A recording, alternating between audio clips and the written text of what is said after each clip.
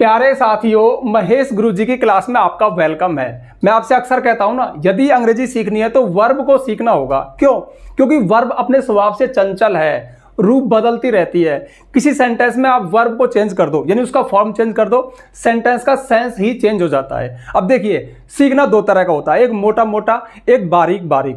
मोटा मोटा मतलब बेसिक नॉलेज। जैसे वर्ब के बारे में ज्यादातर लोगों की नॉलेज क्या है भाई, वर्ब के 3 फॉर्म होते हैं, फर्स्ट, सेकंड, थर्ड।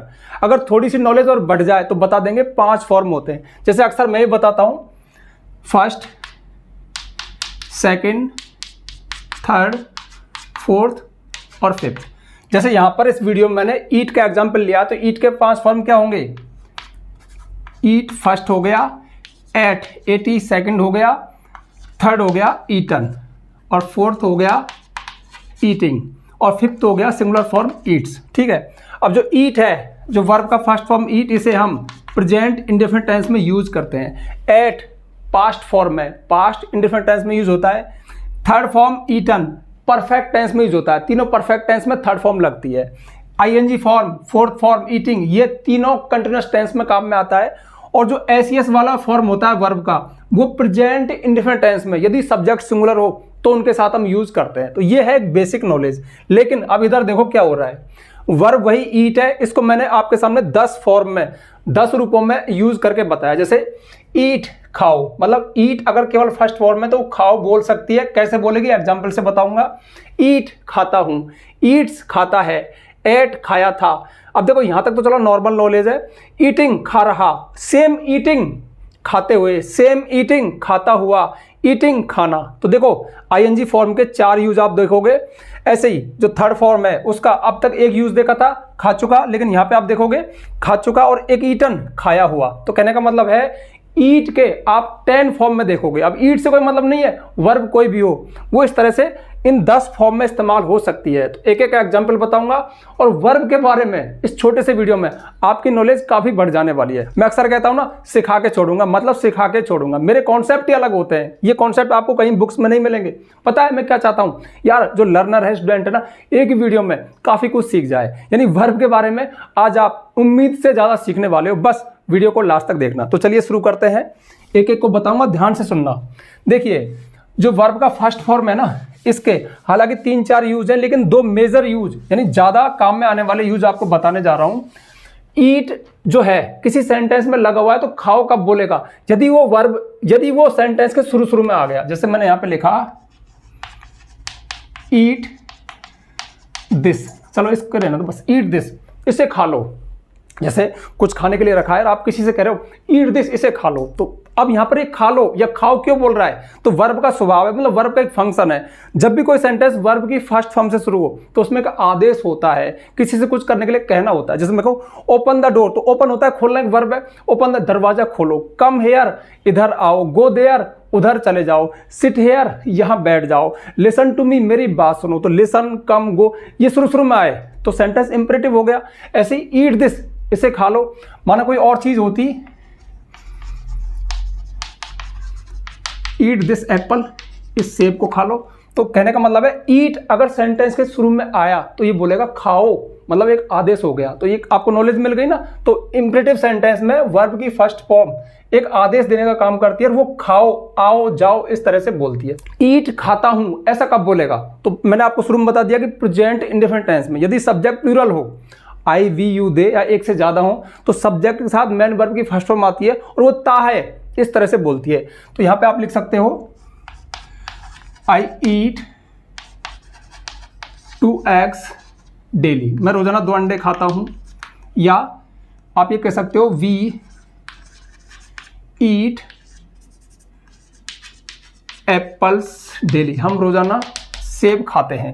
मतलब खाता हूं से मतलब सिर्फ खाता हूं मत पकड़ना, ज्यादा है तो हम खाते हैं, तुम खाते हो, इस तरह से। आई, वी, यू, दे, या एक से ज्यादा हो तो ता है, ती है, ते है, सॉरी ता है तो यहां पे आएगा, खाता हूं, खाते हो, खाते हैं, इस तरह से आ सकता है। तो आई ईट, अब देखो ईट खाओ, ईट खाओ, आई ईट मैं खाता हूं। आपको तो ये स्ट्रक्चर पकड़ना है कि जब भी सब्जेक्ट के साथ, सब्जेक्ट कौन से हो, आई वी यू दे, एक से ज्यादा हो, उनके साथ अगर वर्ब की फर्स्ट फॉर्म, ईट से मतलब नहीं है वर्ब कोई हो, आई गो मैं जाता हूं, आई कम मैं आता हूं, आई राइट मैं लिखता हूं, आई प्ले मैं खेलता हूं, इस तरह से बोलेगा ये, ठीक है। तो एक फंक्शन आपने ये देख लिया, सब्जेक्ट के साथ यदि मैन वर्ब की फर्स्ट फॉर्म आती है तो वो ताहती है, इस तरह से बोलती है। ईट्स खाता है, देखो आपको पता होगा कि प्रेजेंट इंडेफिनिट टेंस का कॉन्सेप्ट क्या है। यदि सब्जेक्ट सिंगुलर हो, देखो आई वी यू दे या एक से ज्यादा हो, तो केवल फर्स्ट फॉर्म लगा दो, वो तायतीय बोलेगी। लेकिन यदि सब्जेक्ट सिंगुलर है, ही है, सी है, इट है, या कोई एक नेम मतलब करने वाला एक है, तो वर्ब में एस और यस लगाते हैं, तो फिर ये बनेगा ईट्स, यानी एस यस वाला फॉर्म, सिंगुलर फॉर्म। तो हम कह सकते हैं ही ईट्स पिज्जा, वह पिज्जा खाता है। सी ईट्स राइस, वह चावल खाती है, इस तरह से। तो यानी ही के साथ, सी के साथ, इट के साथ, या एक हो, Ram Yeats, Ashok Yeats, place, मतलब ईट तो एक वर्ब है, प्ले कुछ भी लगा लो, एस यस लगता है। तो एक आपने ये देख लिया, समझ में आ गया होगा। अब बढ़ते आगे, एट खाया था। वर्ब की जो सेकंड फॉर्म होती है ना किसी वर्ब की, उसका सिर्फ एक ही फंक्शन होता है। इनके देखो दो मिल रहे हैं, 4 2, लेकिन जो सेकंड फॉर्म है उसका एक यूजर, वो क्या है, पास्ट, यानी किसी पास्ट की एक्टिविटी को बताना, यानी पास्ट एक्शन को बताना, यानी पास्ट इंडेफिनिट टेंस में। यानी पास्ट इंडेफिनिट टेंस कब लगता है, सिंपल पास्ट टेंस कब लगता है, कोई भी एक एक्शन, कोई भी एक काम जो आपने कभी भी भूतकाल में किया, कल किया, आज से पहले कभी भी किया, परसों किया, 7 दिन पहले किया, उसको दिखाने के लिए वर्ब की सेकंड फॉर्म हमने लगा दी, पास्ट टेंस बन गया। तो इसका एग्जांपल देख लो, आई एट दाल बाटी एंड चूरमा, ठीक है, दाल बाटी एंड चूरमा यस्टरडे। अब आप में से बहुत से सोच रहे होंगे दाल बाटी चूरमा क्या है, तो देखिए ये राजस्थान का एक फेवरेट डिश है, इसे पूरे राजस्थान में बनाया जाता है। अब ये कैसे बनता है, तो देखिए दाल तो दाल होती है, सब जानते हैं। बाटी, सॉरी मैंने BAT लिख दिया, बाटी होती है। बाटी कैसे बनती है, बहुत ही सिंपल है। हम जो रोटी बनाने के लिए लोई बनाते हैं ना, मोटा सा, ठीक है ना, वो जैसे उसको लोई बना के उसको बेलो मत, बस ऐसी आग में सेक दो, और जो लोई है ना वो थोड़ी टाइट होनी चाहिए, वो बाटी होती है। और चूरमा कैसे बनता है, तो ये जो बाटी होती है ना, बाटी थोड़ी बड़ी बाटी बनाओ, उसको आग में सेको, उसमें नमक नहीं डालते, बाटी में नमक डालते हैं। और चूरमा के लिए जो लोई बनती है, जो गोल सा बनता है, उसमें नमक नहीं डालते, उसको आग में सेकते हैं। फिर आग में सेकने के बाद उसको कूटते हैं बारीक, मतलब उसको ऐसे करके कूटते हैं, मतलब बारीक कर लेते हैं, उसमें फिर मीठा डालते हैं, घी वगैरह डालते हैं और कुछ डालते हैं, वो चूरमा बन जाता है। तो ये बहुत ही स्वादिष्ट लगता है। अच्छा, बात करते हैं एट। तो जो वर्ब की सेकंड फॉर्म आई एट, इसका एक यूज है, ये पास्ट एक्शन को बताती है, बस सिर्फ एक यूज। देखो इसके 2 हैं, इसके 4 हैं, इसके 2 हैं, इसका सिर्फ एक ही है, और ये आपको आता भी होगा, ठीक है। अब बढ़ते हैं आगे। अब देखो आगे बहुत इंटरेस्टिंग बात है, eating eating eating eating, ING form है चारों, लेकिन चारों अलग अलग सेंस दे रही है। तो इसके 4 फंक्शन है। सबसे पहला ईटिंग, खा रहा, ये बहुत फेवरेट है, इसको सब जानते हैं, तीनों कंटिन्यूअस टेंस में लगता है। लेकिन मैं एक ही एग्जांपल बता दूं आपको, जैसे आई एम ईटिंग फूड, मैं खाना खा रहा हूं। पास्ट का होता तो I was eating food, future का होता तो I will be eating food, ठीक है। तो यहां पर ईटिंग क्या बोल रहा है, खा रहा। लड़की होती तो सी इज ईटिंग फूड, वह खा रही। ज्यादा दे होते तो दे आर ईटिंग, वे खा रहे। तो खा रहा, खा रही, खा रहे। ING फॉर्म रहा रही कब बोलती है, जब इनसे पहले प्रेजेंट में इज एम आ रहा है, पास्ट में वाज रहा है, फ्यूचर में विल बी शैल बी आए। तो मतलब कंटिन्यूअस टेंस में इसका स्ट्रक्चर ये बनता है। अगला देखते हैं ईटिंग, खाते हुए। अब ये क्या है, ये प्रेजेंट पार्टिसिपल है। वैसे देखो वर्ब की ING फॉर्म को प्रेजेंट पार्टिसिपल बोलते हैं, लेकिन उसके 4 फंक्शन है। ये खाते हुए कब बोलता है, ये खाते हुए इस तरह से बोलता है, जैसे देखिए मैं कहूं यहां पे ईटिंग फूड, खाना खाते हुए। I thought of A plan, मैंने एक उपाय सोचा, कोई आइडिया आया मुझे, ठीक है। तो देखो ईटिंग फूड, यहां पर देखो आई एम ईटिंग फूड, मैं खाना खा रहा हूं, और यहां पर क्या बोल रहा है, ईटिंग फूड, खाना खाते हुए। I thought of a plan, मैंने कोई उपाय सोचा। या ईटिंग नूडल्स, जगह नहीं है बस समझ लो, ईटिंग नूडल्स, नूडल्स खाते हुए। आई रिमेंबर्ड माई फ्रेंड, मैंने अपने मित्र को याद किया। तो देखो 2 एक्शन हो गए। अच्छा, इसका यूज कब होता है, देखो इसका यूज तब होता है जब आप एक साथ 2 कोई काम कर रहे हो। जैसे देखो आप इस बात को ऐसे भी तो कह सकते थे, आई वॉज ईटिंग फूड, मैं खाना खा रहा था, फुल स्टॉप, बात खत्म हो जाती। I thought of A plan, मैंने एक उपाय सोचा। तो यहाँ पर 2 सेंटेंस थे, लेकिन हमने 2 सेंटेंस को एक में कन्वर्ट कर दिया। ईटिंग फूड, खाना खाते हुए। I was going to school, मैं स्कूल जा रहा था। आई सा अ लॉयन, मैंने एक शेर देखा। तो मैं इस बात को ऐसे भी तो कह सकता हूँ, गोइंग टू स्कूल, स्कूल जाते हुए। आई सा अ लॉयन, मैंने एक शेर देखा। तो कहने का मतलब एक पूरे सेंटेंस को एक आइडिया में बदल दिया। और आइडिया में बदलने के लिए जो हमने वर्ब की फर्स्ट फॉर्म में आईएनजी लगा करके इसको फर्स्ट में रखा, इसको हम प्रेजेंट पार्टिसिपल कहते हैं। और प्रेजेंट पार्टिसिपल टू सेंटेंस को सिंथेसिस करने का काम करता है। उस तरीके से यूज हुआ। ये भी ग्रामर का एक फंक्शन है जो आप सिंथेसिस पढ़ोगे, उसमें प्रेजेंट पार्टिसिपल का एक यूज आप इस तरह से देखोगे कि ये 2 सेंटेंस को एक कर देता है। वो सेंटेंस कैसे होंगे, उनमें सब्जेक्ट एक पाया जाएगा और 2 एक्शन लगभग एक साथ होंगे। इसमें देखो, जब मैं खाना खा रहा था ना, तभी मैंने एक उपाय सोचा। 2 एक्शन एक लगभग एक साथ चल रहे हैं। तो जो एक्शन थोड़ा सा भी पहले हो रहा है उसको प्रेजेंट पार्टिसिपल में चेंज कर दिया इस तरह से। या फिर आप ऐसे, जैसे ये होता, देखो, आई सा अ लॉयन, मैंने एक शेर देखा था। आई क्लाइम्ड अ ट्री, मैं पेड़ पर चढ़ गया। मैंने एक शेर देखा था, मैं पेड़ पर चढ़ गया था। 2 एक्शन है, सब्जेक्ट सेम है। अब इस बात को ऐसे भी तो कह सकते हो, सीइंग अ लॉयन, शेर को देखते हुए। आई क्लाइम्ड अ ट्री, मैं पेड़ पर चढ़ गया। तो वहां पर हमने सिंथेसिस किया। तो एक इसका यूज ये होता है। और वहां पर ये क्या बोलता है, खाते हुए, आते हुए, जाते हुए। ठीक है, वर्ब तो मैंने ईटिंग लिया, आप कोई वर्ब काम में ले सकते हो। अगला देखो, ईटिंग, खाता हुआ। अब देखो, खाता हुआ ये एडजेक्टिव का काम करेगा, विशेषण का काम करेगा। अब विशेषण फेवरेट क्या है, the good, bad, rich, small, big, smaller, इस तरह के वर्ड एडजेक्टिव होते हैं। मतलब अच्छा है, बुरा है, गरीब है, अमीर है, छोटा है, बड़ा है, इस तरह से। लेकिन वर्ब की फर्स्ट फॉर्म में जो आईएनजी होती है ना, जिसे हम प्रेजेंट पार्टिसिपल कहते हैं, वो एक एडजेक्टिव का काम भी कर सकता है। जैसे मैं यहां पे कहूं, ईटिंग मैन कॉल्ड मी। ठीक है, ईटिंग मैन, खाते हुए आदमी ने, आदमी कैसा है, खाता हुआ। तो खाते हुए आदमी ने कॉल्ड मी, मुझे बुलाया। माना कोई आदमी खा रहा था, ठीक है, तो उसकी विशेषता क्या है, वो खाता हुआ था, उसने मुझे इशारा करके बुलाया। अब देखो, मैन से पहले यानी नाउन से पहले कोई वर्ड आके उसको डिस्क्राइब करता है, मॉडिफाई करता है, एडजेक्टिव होता है। मैं यहाँ पे कहूँ टाल मैन, लंबे आदमी ने। अब तो साफ साफ दिख गया ना कि आदमी कैसा था, लंबा था। मैं कहूँ रिच मैन, अमीर आदमी ने। मैं कहूँ स्मॉल मैन, छोटे आदमी ने। फैट मैन, मोटे आदमी ने। थिन मैन, पतले आदमी ने। तो ये सभी, ये जो वर्ड हैं, ये क्या है, एडजेक्टिव है, जो कि साफ साफ नजर आ रहे हैं। लेकिन उसी तरह से, जिस तरह से आदमी लंबा है, अमीर है, छोटा है, मोटा है, उस तरह से खाता हुआ है, यानी उस समय उसकी पोजीशन क्या है, वो खाता हुआ था। ऐसे मैं कहूँ यहाँ पे, ईटिंग बेबी, खाता हुआ बेबी, मतलब बेबी जो छोटा बच्चा था ना, कुछ खाता हुआ था। उसकी विशेषता क्या थी, वो खाते हुए था। स्माइल्ड एट मी, मेरी तरफ देख के मुस्कुराया। तो खाता हुआ बेबी मेरी तरफ मुस्कुराया। तो ध्यान रखना, ये एडजेक्टिव। जैसे मैं कहूँ राइजिंग सन, उगता हुआ सूरज। अब देखो, एक तो मैं कहूँ रेड सन, लाल सूरज, व्हाइट सन, सफेद सूरज। तो रेड जो वर्ड है, जो व्हाइट जो वर्ड है, वो साफ साफ एडजेक्टिव है। लेकिन राइजिंग सन लुक्स ब्यूटीफुल, उगता हुआ सूरज बहुत सुंदर लगता है। ठीक है, तो राइजिंग मतलब क्या, उगता। जैसे बॉइलिंग वाटर, उबलता हुआ पानी। एक मैं कहूँ हॉट वाटर, गर्म पानी, कोल्ड वाटर, ठंडा पानी। तो हॉट और कोल्ड तो फेमस एडजेक्टिव है। लेकिन मैं कहूँ बॉइलिंग वाटर, उबलता हुआ पानी, तो पानी की विशेषता क्या, उबलता हुआ है। आदमी की विशेषता क्या है, वो खाता हुआ है। बेबी की विशेषता क्या है, वो खाता हुआ है। यहाँ पर मुझे जानबूझ के ईट वर्ब में इसको दिखाना था, इसलिए थोड़ा अटपटा लग रहा होगा, लेकिन है ये। अगला देखो, ईटिंग, खाना। अब यहाँ पर क्या है, वर्ब की फर्स्ट फॉर्म में आईएनजी लगाओ। नानी ने बोले, तो वो जीरंड होता है।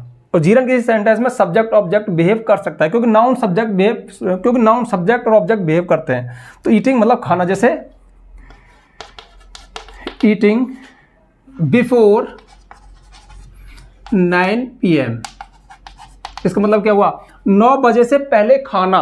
यहां पर ये खा रहा नहीं बोल रहा, खाते हुए नहीं बोल रहा, खाता हुआ नहीं बोल रहा। ईटिंग बिफोर 9 PM, रात को 9 बजे से खाना। एंड स्लीपिंग अर्ली, और जल्दी सो जाना। इज गुड फॉर हेल्थ, जगह है क्या, गुड फॉर हेल्थ, स्वास्थ्य के लिए अच्छा होता है। ध्यान रखना, इस सेंटेंस का सब्जेक्ट है जीरंड है। बिफोर ईटिंग खाना, गोइंग जाना, और रनिंग दौड़ना, डांसिंग नाचना, राइटिंग लिखना, रीडिंग पढ़ना, ये आईएनजी लगा हो और सेंटेंस का सब्जेक्ट हो।